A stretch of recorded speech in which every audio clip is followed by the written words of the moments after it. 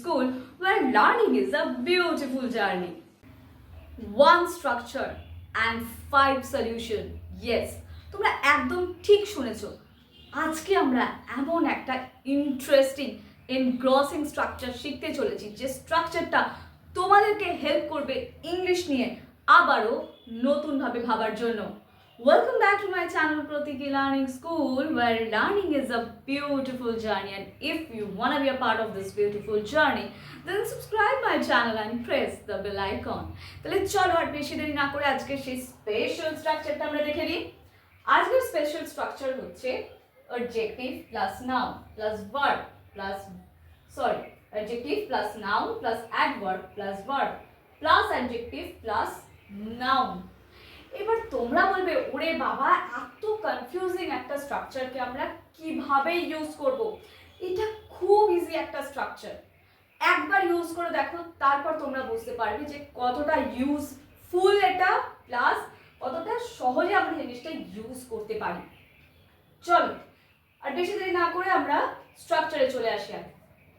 আচ্ছা, এখানে লক্ষ্য করে দেখো, প্রথমে শুরু হচ্ছে অ্যাডজেক্টিভ প্লাস নাউন দিয়ে, শেষও হচ্ছে অ্যাডজেক্টিভ প্লাস নাউন দিয়ে, মধ্যখানে অ্যাডভার্ব আর ভার্ব রয়েছে। মানে পার্টস অফ স্পিচের অর্ধেক ফ্যামিলিকে আমি এইটুকু স্ট্রাকচারের মধ্যে নিয়ে এসেছি। এবং তোমরা বলবে অ্যাডজেক্টিভ নাউন মধ্যখানে খালি অ্যাডভার্ব আর ভার্বের আগমন ঘটেছে।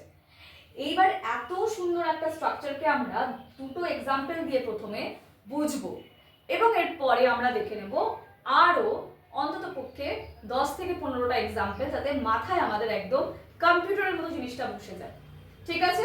এবং এই ভিডিও শেষে কিন্তু 5খানা মানে কমেন্ট সেকশনে 5টা করে বা 2 থেকে 5টা করে সেন্টেন্স নিজেরা বুদ্ধি খাটিয়ে বার করে লেখো।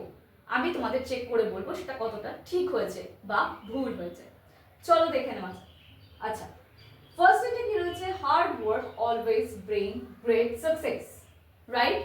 আমরা দেখবো এবার হার্ড ওয়ার্ক। ফার্স্টে এইটুকু আমরা দেখি, ওয়ার্ক কি?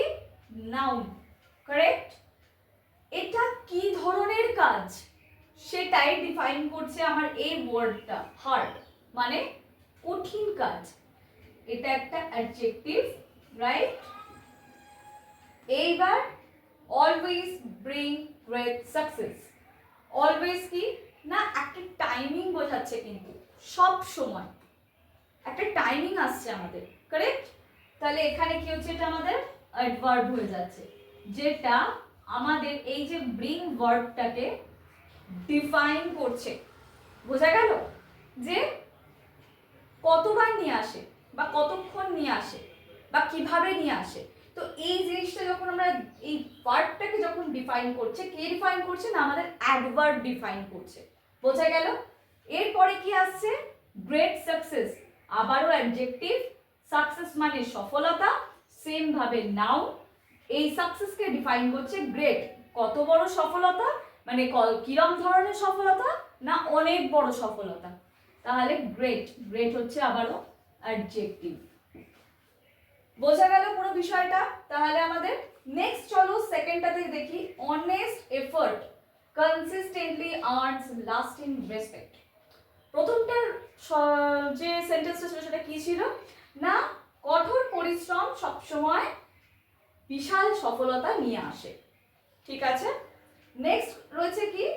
Honest effort consistently earns lasting respect, মানে সততা দিয়ে যে এফর্টটা দেওয়া হয়, অর্থাৎ সততার পরিশ্রমটা কি হয় না সব সময় কি করে না লাস্টিং রেসপেক্ট, সম্মান অর্জন করে, অর্থাৎ দীর্ঘমেয়াদী সম্মান অর্জন করে।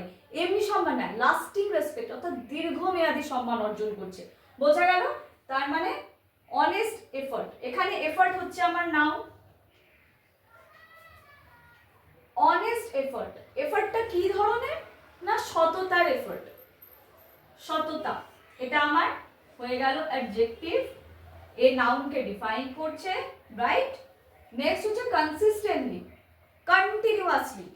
এখানে একটা টাইমিং এর ফ্রিকোয়েন্সি বোঝা যাচ্ছে, কিন্তু কনসিস্টেন্টলি এইটা হচ্ছে আমাদের অ্যাডভার্ব। আর্নস কি? আর্নস হচ্ছে আমাদের ভার্ব।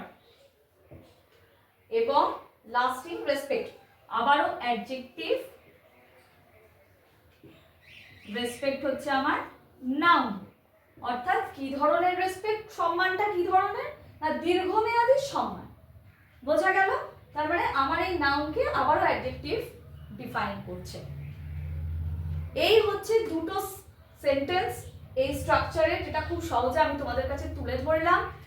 এইবার তোমাদের কাজ প্রত্যেকটা সেন্টেন্স খুঁটিয়ে খুঁটিয়ে দেখা, পড়া এবং এটার উপরে কাজ করা। কি করে কাজ করবে?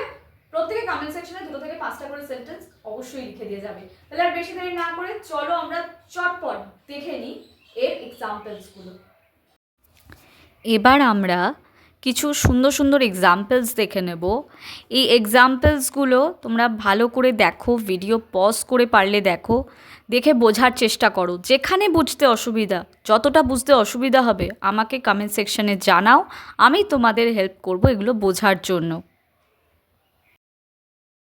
তাহলে আজকের মতন এই পর্যন্তই, দেখা হচ্ছে আবার পরবর্তী ভিডিওতে। ততক্ষণের জন্য ইংলিশ প্র্যাকটিস করতে থাকো এবং জানাও কতটা ইমপ্রুভ করছো এই স্ট্রাকচারগুলো শিখে তোমরা।